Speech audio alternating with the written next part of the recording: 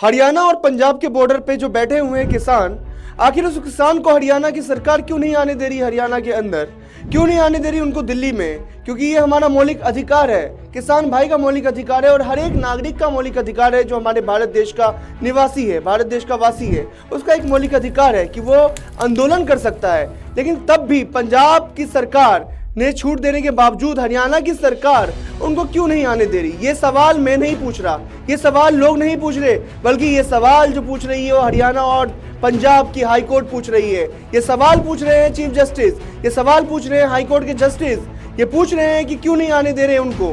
क्या सरकार, हरियाणा सरकार उनको चार्टर प्लेन से भेजेगी क्या दिल्ली? क्या हरियाणा सरकार उनको प्लेन से भेजेगी? क्या किसान भाई प्लेन से आएंगे क्या दिल्ली? ये सवाल पूछ रहे हैं जस्टिस, ये न्यायमूर्ति सवाल पूछ रहे हैं सरकार से और सरकार को फटकार लगा रहे हैं। हरियाणा सरकार को फटकार लगाया उन्होंने कि सरकार ये आश्वस्त करे कि बॉर्डर खोला जाए और बॉर्डर खोलकर जो है किसानों को भेजा जाए, क्योंकि उनका भी एक अधिकार है, हर नागरिक का एक अधिकार है, मौलिक अधिकार है कि वो यहाँ पर धरना प्रदर्शन कर सकता है, वो अपनी बात रख सकता है, सरकार तक अपनी बात पहुंचा सकता है, पार्लियामेंट के पास अपनी बात पहुंचा सकता है और पार्लियामेंट के अंदर वो बैठे हुए वो हर एक सांसद, हर एक नेता, हर एक मंत्री तक वो अपनी बात पहुंचा सकता है, अब हर एक विधायक तक अपनी बात पहुंचा सकता है। तो पहुंचाने का अधिकार तो सबको है। ये बात रखे हैं हाई कोर्ट ने।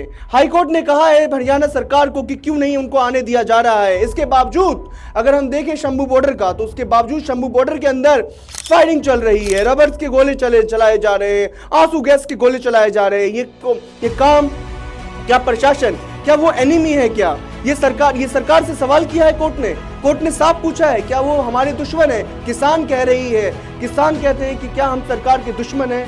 या कांग्रेस और तमाम विपक्षी पार्टी कह रही है कि क्या वो सरकार, क्या किसान भाई हमारे देश के दुश्मन है? वो किसान भाई अन्नदाता, जय जवान जय किसान के नारा किसने दिया? लाल बहादुर शास्त्री ने दिया था कि जय जवान जय किसान, क्योंकि हमारे देश में जवान, एक तरफ जवान जो हमारी सीमाओं का रक्षा कर रहे हैं और दूसरी तरफ किसान जो हमारे देश के अन्नदाता हैं। अगर किसान ही नहीं रहेंगे तो देश कैसा रहेगा? जवान ही नहीं रहेंगे तो देश कैसा रहेगा? एक समय था, एक दौर था, लाल बहादुर शास्त्री जैसे प्रधानमंत्री हमारे देश में बने, उन्होंने जय जवान जय किसान का नारा दिया और उसके बाद एक ऐसा दौर जिसमें किसान अपनी बात नहीं रख पा रहा, किसान अपने एमएसपी के लिए लड़ रहा है, किसान सारे किसान भाई के एमएसपी के लिए लड़ाई कर रहा है कि कहीं ना कहीं एमएसपी का जो चीज है वो सरकार सॉल्व करे। किसान कह रहा है कि हमारे कर्ज माफ होने चाहिए।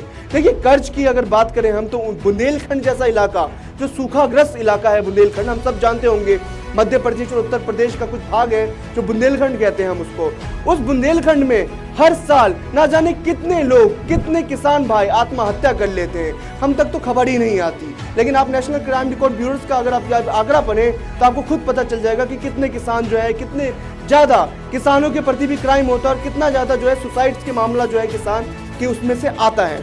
तो यहाँ पर देखिए, किसानों की जो हक की लड़ाई है वो किसान भाई कह रहे हैं कि एमएसपी बढ़ाया जाए, एमएसपी किया जाए और उसके बाद सारी चीजों को एमएसपी के दायरे में रखा जाए और उसके बाद हमारा जो कर्ज माफ है उसको किया जाए, जो 21 लाख करोड़ रुपए का जो कर्ज माफी है उसको किया जाए। तो ये किसानों का मांग है। इसको लेकर के पहले भी किसानों ने प्रदर्शन किया था, लेकिन इस बार भी किसान प्रदर्शन कर रहे हैं। लेकिन शंभू बॉर्डर का कुछ अगर हम आपको दृश्य दिखाएं तो दृश्य देख करके आप भी हक्का बक्का रह जाएंगे, क्योंकि वहां का जो दृश्य है वो दृश्य देखा नहीं जाता है, जहां पे किसान सिर्फ और सिर्फ आने के लिए, दिल्ली कूच करने के लिए लड़ रहे हैं प्रशासन से।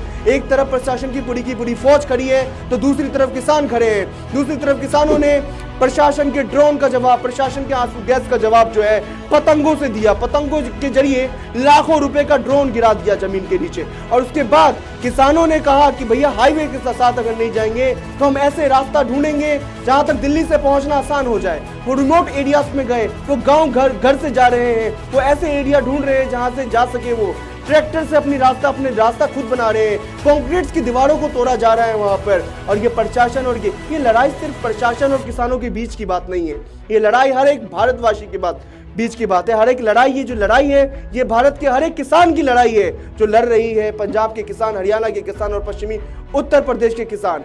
शायद कि आने वाला दिन जो है किसानों के लिए अच्छा हो, किसानों के लिए अनुकूल हो और वो जो नारा लाल बहादुर शास्त्री जी ने दिया था, जय जवान जय किसान, वो नारा कहीं ना कहीं अमल हो।